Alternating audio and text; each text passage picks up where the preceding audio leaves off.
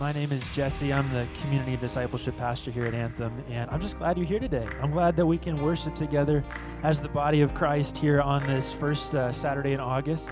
It's already August. I don't know how this has happened already, but some of you are about to start school. I just met a few of our younger attendees here at Anthem that are starting school this month. Like, it's happening. You guys are already starting, and so that's happening. Some of you are coming in first year med students or about to start school up again. It's a lot in front of you. And so I just want to say welcome. We're glad that you're here, that we can be part of a church family together. I want to extend a special welcome to you, especially if you're a first-time guest. It's always a weird thing to walk into a place you've never been into before. And so we have a gift for you after the service, just a acknowledgement of that weird thing that you have to do of walking into a space you've never been before. The way that you can get that gift is you text in to the number 55498. You text the word Anthem.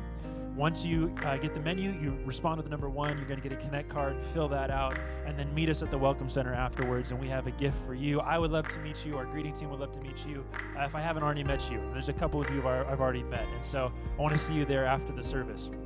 But yeah, part of our service as well is we do giving as part of our service. It's an act of worship where we just say, "Okay, God, I trust you with my finances." And so there's 2 different ways that you can give. You can give here in person as our support crew takes up the offering, and then also you can give online. You can text in, text Anthem to 55498, or you can go on our website and you're going to see the giving button. If you go on our website, anthemlomalinda.org, that's anthemlomalinda.org. If you go on our website, you're going to see, if you hit that giving button, a link to a document that says where your giving goes. And one of the things that we who have been tasked with overseeing this church family want to be very transparent about is where your money is going when you give. And so we've put together that so you can have that confidence that, hey, your church family, your church body, this is where when I give it's going. And so if you're interested, you can check that out on our website. We have, over the last year, really seen a massive uptick and increase in the amount of families with kids here at Anthem, which is a really cool thing. You guys probably hear whenever I host, I probably mention I got a couple of kids myself. It's a whole thing trying to come to church with kids. It's just a different world. One of the things that we want to be sure about is we want to take care of our church family, and part of that is for any parent who has a child under the age of 10, whether it's one or all of them. If you have a child under the age of 10, we want to invite you out to our family breakfast on August 19th. We're going to do it during this service, during this 10 o'clock service. It's going to be in the fellowship hall. And we're going to have a program for the kids, so the kids will be taken care of. If you just want to bring them out so that you get some free childcare, feel free. But then over on the other side of the fellowship hall, we're going to have some tables set up, some food for the parents, and then Pastor Josh and I are going to sit down with you and just say, hey, how can we as a church family take care of one another here? And so I really want to invite you out. If you are a parent in this room right now with a kid under 10, put it in your calendar, August 19th, 10 a.m. I want to be there. Bring the kids out. They're going to have a lot of fun. Anthem Worship, I don't know if you know this, they have kids songs, and so we're going to play some of those, and it's going to be a lot of fun. But yeah, bring the kids out for that. If you have heard everything I just said, I don't have kids, maybe you have kids, or maybe you're older, wherever you're at, and you're like, I would love to help out with a kids ministry like that whenever we need it, I want you to sign up to get involved. You can sign up by texting Anthem to 55498. You can come out to our Welcome Center after. We got iPads, ways for you to sign up. But seriously, if you are somebody who is feeling like, hey, I want to serve my church family in that way, then sign up for that. We love to have you as part of the volunteer team in that. We also have a couple of other places I want to highlight. So the first place is our support crew. Our support crew is like our deacon team if you grew up in church, but it's like set up and tear down and paying attention to safety and security, those types of things. And so I would love, if you're somebody who's like, I would love to help out in that sort of way. I'm really more of like someone who works with my hands, or I care about safety here at the church, or things like that. I want you to sign up for a support crew. And you can do that in the same ways I mentioned before. And then last, in a month or two, we're going to be starting a live stream. We film this service and then it gets posted on YouTube afterwards, but we're actually going to do a live stream. So hey, if you're gone for the weekend, you can watch. You can be part of your church on the weekend. Or if you're far away or you got family who wants to be part of it too, they can be part of it. So we're going to start a live stream in a couple of months. We're looking for people who would be willing to run a camera, to do the behind-the-sscenes work of making sure that happens. And so if that's something you're interested in, you can sign up. Go to our Get Involved form in the ways that I suggested before, but also you're going to sign up for production video. So it's the production tab, but video. And so if you're interested in that, we'd love to have you. We also have another way you can serve.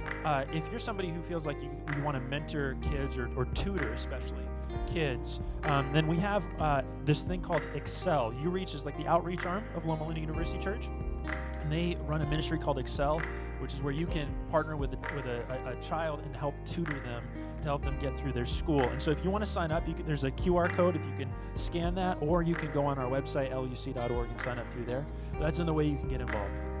We're in the second week today of a series called Revelation, but different. And if you're anything like me, you grew up with Revelation that wasn't necessarily the best thing. Maybe you don't have any history with it. That's great too. Pastor Randy started last week. You can catch that on our YouTube page.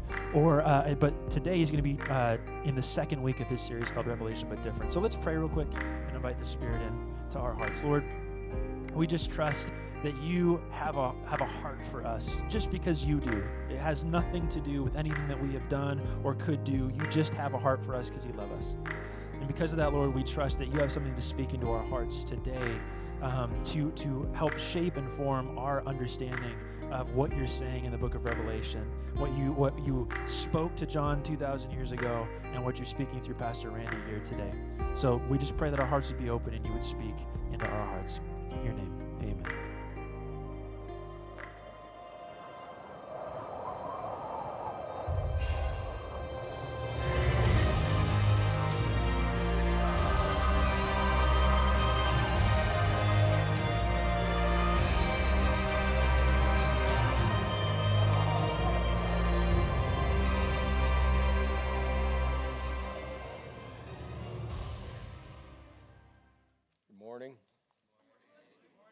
Very good to see you here at Anthem this morning. In January of last year, 2022, Netflix released a movie entitled Munich, The Edge of War. It tells the story of two friends who first met at Oxford, but now, some years later, are on two different sides of the looming war. They are both interested in trying to prevent what appears to be almost certain on the horizon. They're caught up in trying to see if they can get something to Neville Chamberlain, the Prime Minister of Great Britain, that might help actually prevent the war.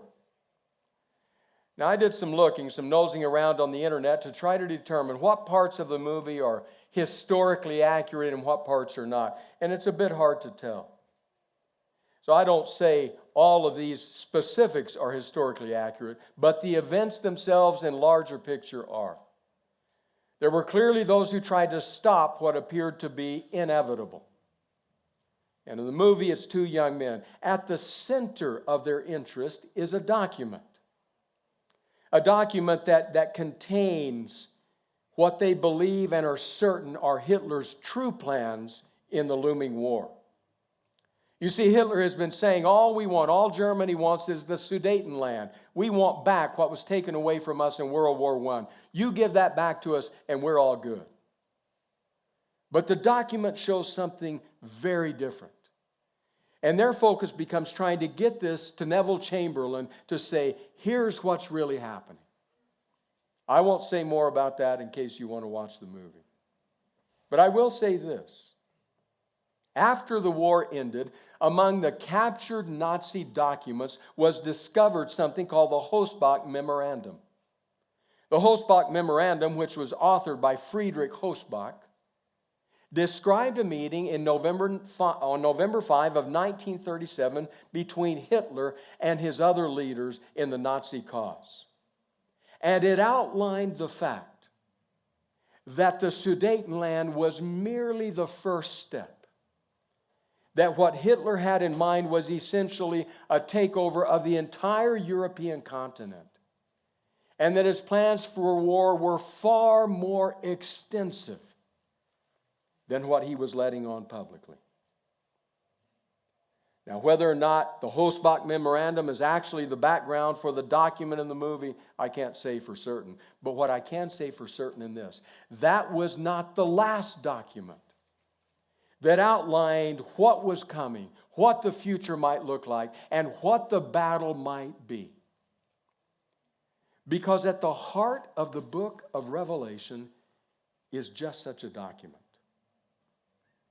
Last week, we introduced our study to Revelation, and we ended at a point, at a place in time, where the 7 churches of the Asia Minor continent must have been recognizing how small they were.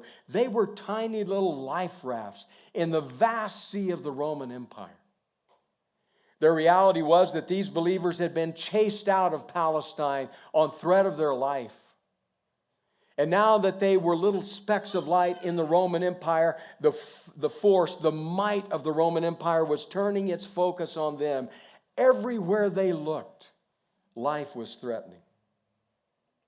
They had every reason to ask the question, does heaven care? We thought Jesus would have come long before this. And now everywhere we turn, there are enemies, beasts, who are after us. Does heaven care?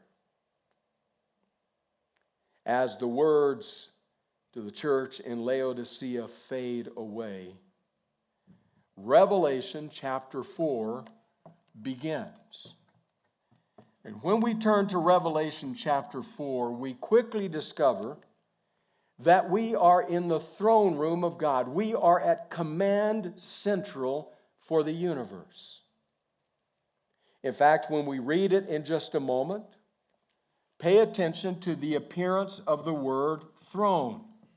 Because in the original, in the Greek, it appears 14 times in the chapter. Throne, throne, throne. It is as though the letter is trying to underline for us, this is the focus, the throne room of God, where God governs the universe.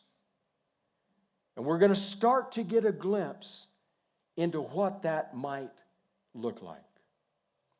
So we go to Revelation chapter 4 and we begin reading in verse 1.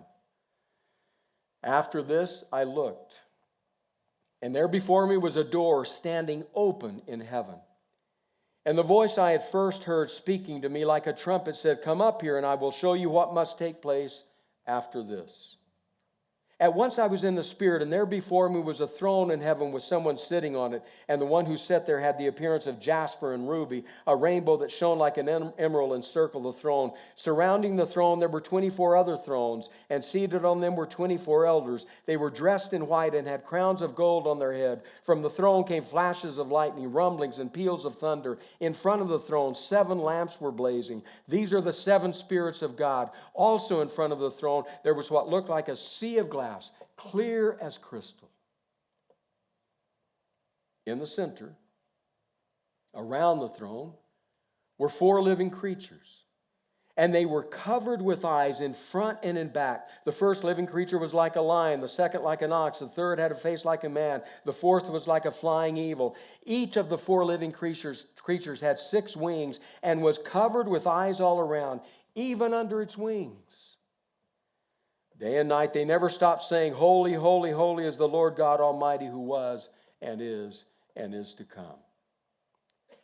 Whenever the living creatures give glory, honor, and thanks to him who sits on the throne and who lives forever and ever, the 24 elders fall down before him who sits on the throne and worship him who lives forever and ever. They lay their crowns before the throne and say, "You are worthy, our Lord and God, to receive glory and honor and power, for you created all things, and by your will they were created and have their being." So as the messages to the 7 communities of Asia Minor fade away, the first thing we see is God is on the throne. So if you are concerned as a tiny community in a hostile world, concerned about whether or not heaven cares, concerned about whether or not you're alone, concerned about the future, concerned about all the threats around you, the vision tells John, the first thing you should know, God is on the throne. Of that, you can be certain. But there's something else here. Something that I want to point out just on the way by. Because we're going to come back to this in different places in Revelation, the next to last sermon in the series. But I can't pass this by because it's so evident here without at least making a comment on it. So here we have the throne, evidencing this is where God governs the universe. This is what God's government is like. So as we're pondering that fact, how does God govern the universe? I want you to notice in passing just three things, three realities that emerge. The first reality that we notice is an open door. When it comes to the way God governs, there's an open door policy. The door is open. The second thing we notice is that there are other thrones. Other thrones. The 24 elders all have thrones. The four living creatures all have thrones. There are thrones everywhere. In other words, God is not the only one on the throne. All these others, the 24 representing the 12 tribes of Israel and the 12 apostles, God's Old Testament people, God's New Testament people. And what John sees is that it's saying God practiced a participatory government. Everyone is involved. It's not just him laying down his law. And the third thing we notice is there are eyes everywhere. Everywhere. Everyone is watching. Nothing here will be done in secret. Everyone will see clearly how God governs. So just a hint of this God who, upon recognizing the fact that he governs the universe, causes all the creatures around to bow and worship. Why are they bowing and worship? Well, what would you do? You have a God who has an open door to you, who says, come in, take your throne, you participate here, and nothing will be hidden from you. I'd worship too. That's how God governs. But then something happens. Something that is key to understanding the rest of Revelation. There's a scroll, a document. Marion Wagner, member of our community here, made this scroll extremely well done. That represents, in a very similar fashion, the kind of scroll that John would have seen. So I want you to notice two things about the scroll that we're about to see when we open Revelation chapter 5. The first thing that we will notice is that the scroll is written on both sides. That's uncommon for scrolls in that day and time. Uncommon enough that scholars have actually given a name to scrolls that are written on both sides, epistographs. Very unusual. Probably symbolizing that what is written on this scroll, the contents of it, are so voluminous, so great, that one side was insufficient. That's one thing we'll notice. It is written on both sides. Second thing we'll notice is that it is sealed with 7 seals. 7 seals. In other words, just like this one, the 7 seals that seal the scroll mean you cannot read the content of the scroll. You cannot unfold it, unfurl it, and read what's contained therein until all 7 seals are broken. That will become important in Revelation. You don't break one seal and read what's in the scroll. All 7 have to be broken. This scroll is central to Revelation. You say, what do you mean central? Well, consider this. Ranko Stefanovic, in his excellent commentary on Revelation, says Revelation can be outlined this way. Chapter 1, verses 1 to 8, is the prologue.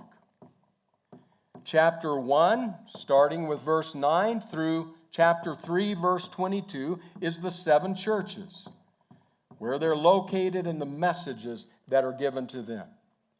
Chapter 4, verse 1, all the way to chapter 11, verse 19, is the opening of the scroll. In other words, unsealing the seals takes all that time just to get them all broken open.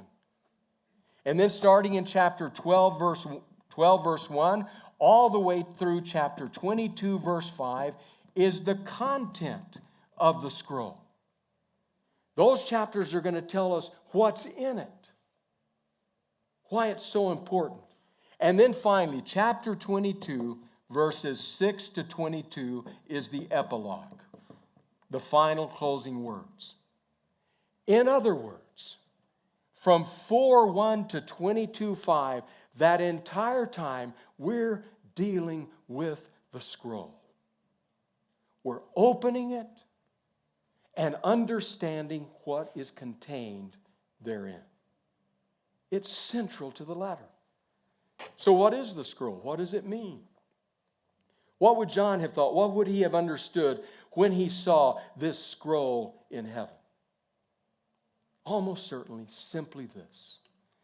This was the document that contained God's plans for a world in crisis.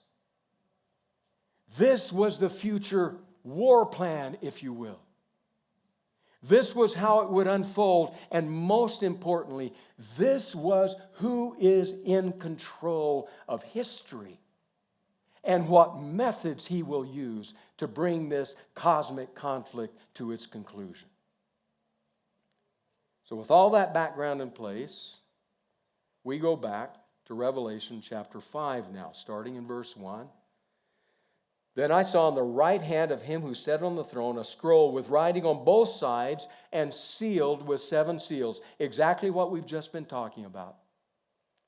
And when John's eyes are drawn to that, a couple of things beyond what we've already said would have been clear to him. Number one, the scroll was in the hand of God, meaning God has his hand on human history. God has his place in the cosmic conflict. But number two, how are we going to see what's there? What does the scroll contain?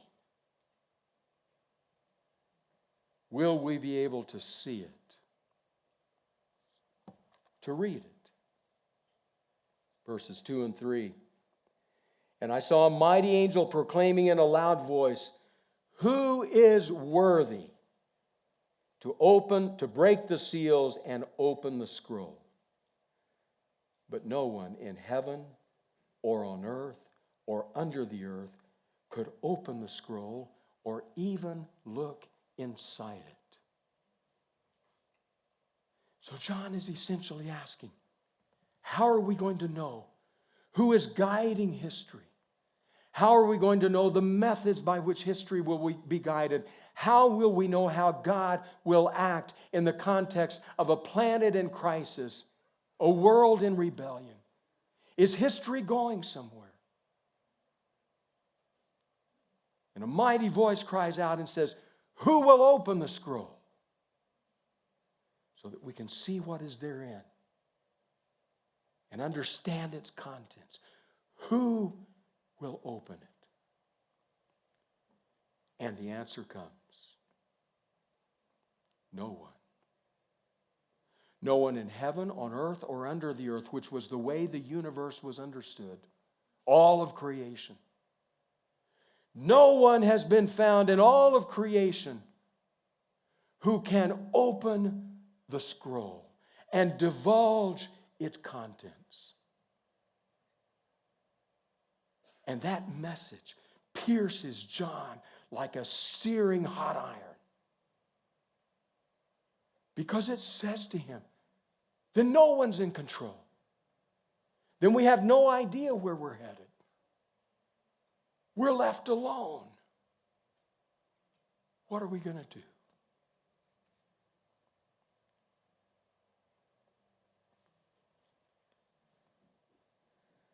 Revelation 5, verse 4. I wept and wept because no one was found worthy to open the scroll or to look inside. I wept and wept. Now, if the word throne is the central word in chapter 4, then in chapter 5, the central word is the word worthy. Who is worthy? And the response comes, no one is worthy. That's the central word of the chapter. Listen to how Ranko Stefanovic in his commentary on Revelation writes about that word.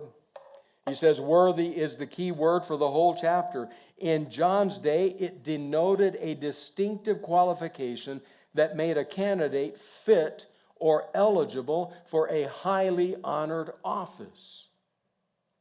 Such a qualification was based on outstanding achievements, such as prowess and bravery that were displayed through success in war. John is caught up, as you and I are, in a cosmic conflict. He is a member in a planet in rebellion. He knows what war is. There are threats all around him. And so when the question is asked, who is worthy? That means, who has there been on the field of battle that shows an ability, a courage, a bravery to act in a way that will help us win? That's the one who's worthy. But to the angel's question comes back the response, no one is worthy. And so John wept and wept. Understand, we're not talking about a few tears streaming down his cheeks. The language is strong. So just several different English versions and how they render it. The NIV, which we read, I wept and wept. The NRSV and the NLT, I began to weep bitterly. Good News Translation, I cried bitterly. The English Standard Version, I began to weep loudly. This is a man in crisis, in agony of soul. Why? John weeps because he thinks at this moment in the vision, no one's in control. History is going nowhere. We're left to ourselves and our own machinations to try to somehow work through this system. There is no one worthy.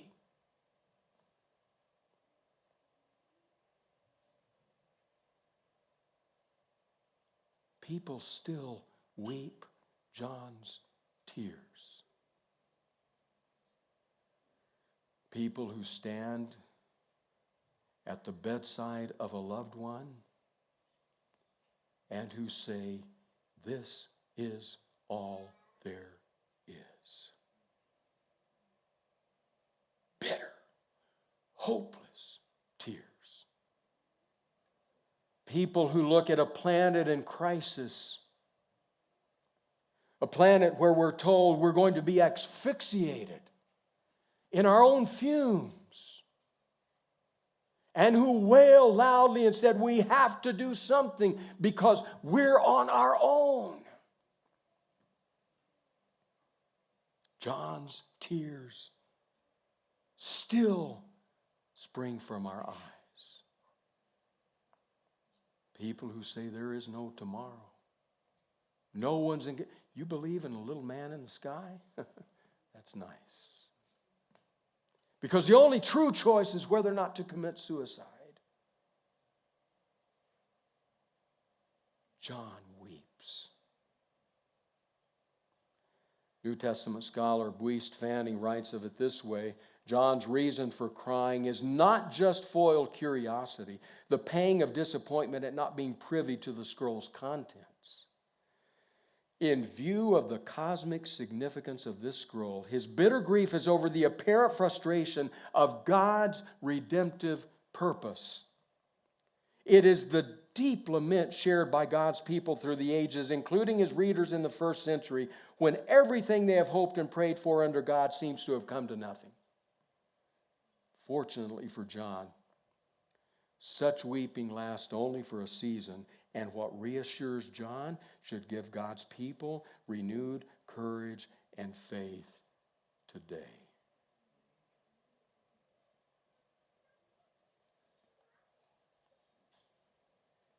Verse 5.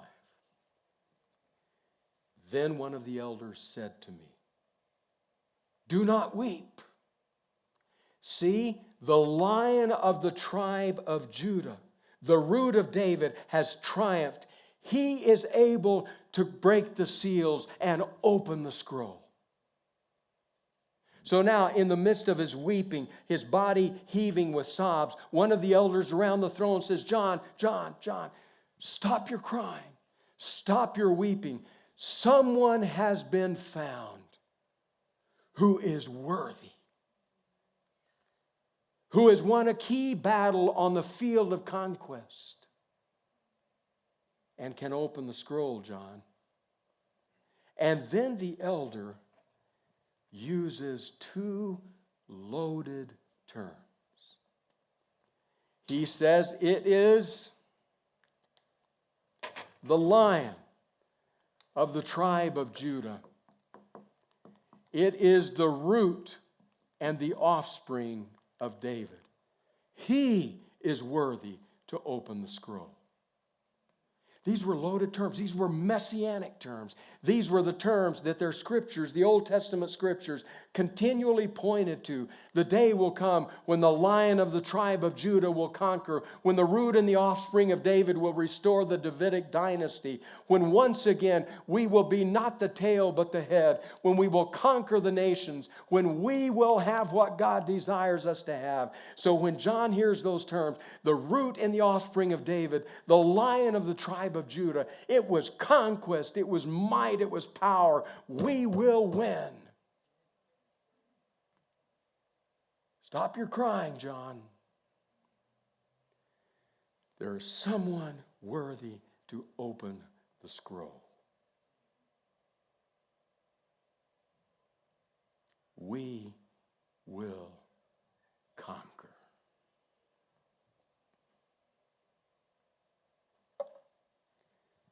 And then something happens. Something key happens. In fact, what happens next happens numerous times in the book of Revelation. It is something we have to understand if we're going to be able to answer some key questions about the book. It happened last week, and I just went by it real quickly.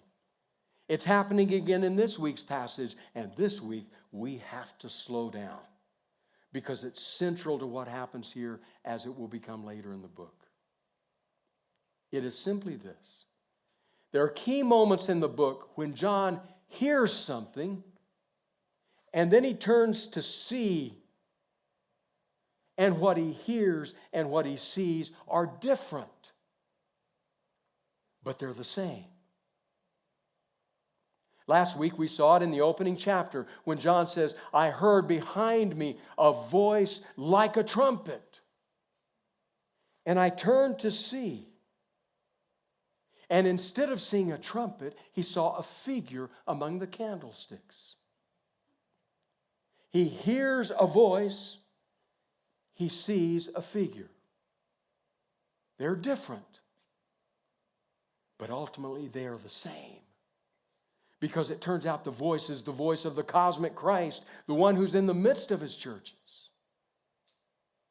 That same thing happens here in what we've just read.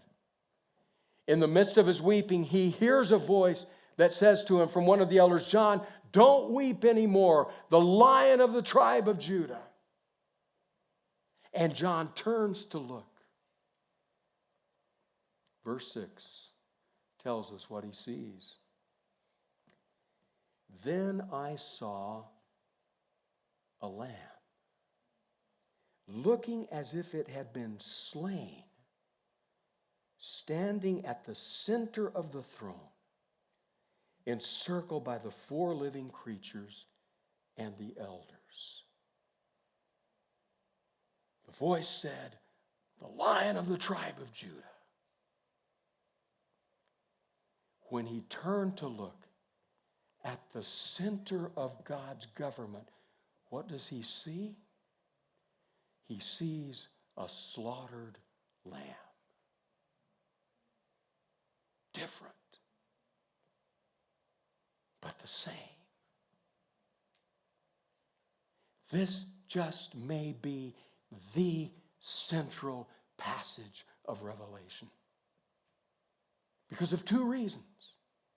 Number one, in what happens here, we set the direction for all the methods to come that God will use to win this war.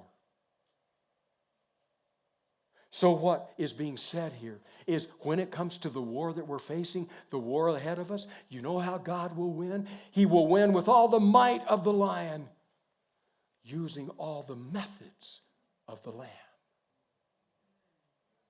That will be how God wins the war.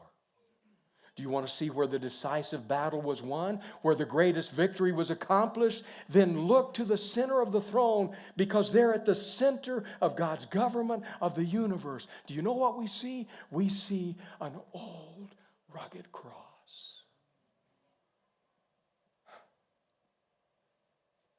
Where the Lamb lost his life and won the war.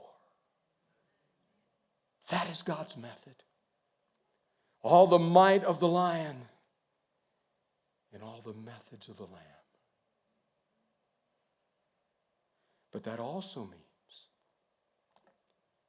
that we need to pattern what we expect in our involvement in the war after this central passage.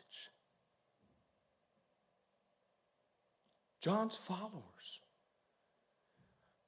throughout the ages, throughout the centuries, throughout the millennia, have too often succumbed to the temptation of saying the way we will win the war is with the might of the lion and the methods of the lion. That's how we'll conquer. And heaven says no. Make no mistake about it. The God whom we serve is a consuming fire. Holy, other, might of the lion. But the God whom we serve uses the methods of the Lamb, even in the book of Revelation. So when we experience sorrow and hurt and damage and death, being caught in the crossfire of this cosmic conflict, we must recognize that it is not now God's ultimate purpose to shield us from all of that. That the Lamb in whose footsteps we walk left a blood-stained trail. All the might of the lion, all the methods of the Lamb. Mark Twain, American writer of fiction, wrote a book some decades ago entitled A Connecticut Yankee in King Arthur's Court. When I was a kid, I loved watching the movie, because this Connecticut Yankee, all the way back in King Arthur's Court, talked the king into going about among his people as a commoner. Most of the foibles, most of the things that unfold are funny. But there is one place in the novel where the Connecticut Yankee and the king in common garb come to a shack, a hovel. There is darkness and despair and death on every hand because smallpox has invaded. When they arrive there, the woman, suffering herself, says to them, "For the fear of God, who visits with misery and death, such as be harmless, tarry not here, but fly. This place is under his curse." In other words, get out of here. Save yourself. The king replies, "Let me come in and help you. You are sick and in trouble." So the woman asked the king to go to the loft to see her child, her daughter. The Yankee observes, it was a desperate place for him to be in and might cost him his life, but it was no use to argue with him. So the king climbs the ladder in the corner to the loft. These are now Twain's words. There was a slight noise from the direction of the dim corner where the ladder was. It was the king descending. I could see that he was bearing something in one arm and assisting himself with the other. He came forward into the light. Upon his breast lay a slender girl of 15. She was but half conscious. She was dying of smallpox. Here was heroism at its last and loftiest possibility, its utmost summit. This was challenging death in the field, the open field, unarmed. With all the odds against the challenger, no reward set upon the contest, and no crowds in silks and gold of cloth to gaze and applaud. And yet the king's bearing was serenely brave, as it has always been, even in those cheaper contests where night meets night in equal fight and clothed in protecting steel. But he was great now, sublimely great. The rude statues of his ancestors in his palace now should have an addition. I would see to that. And it would not be an armored king killing a giant or a dragon like the rest. It would be a king in a commoner's garb, bearing death in his arms, that a peasant mother might look her last upon her child and be comforted. A king in commoner's garb, bearing sinners in his arms. A king, the lion, in commoner's garb, the lamb. No wonder the rest of chapter 5 is nothing but a worship service. Creatures and elders falling prostrate before him. Doesn't that call worship from our hearts? Somebody with all the might of the lion, the grand and the glorious God of the galaxies, who yet climbs down the ladder to bear you in his arms. That, friend, that is the tender God of the apocalypse.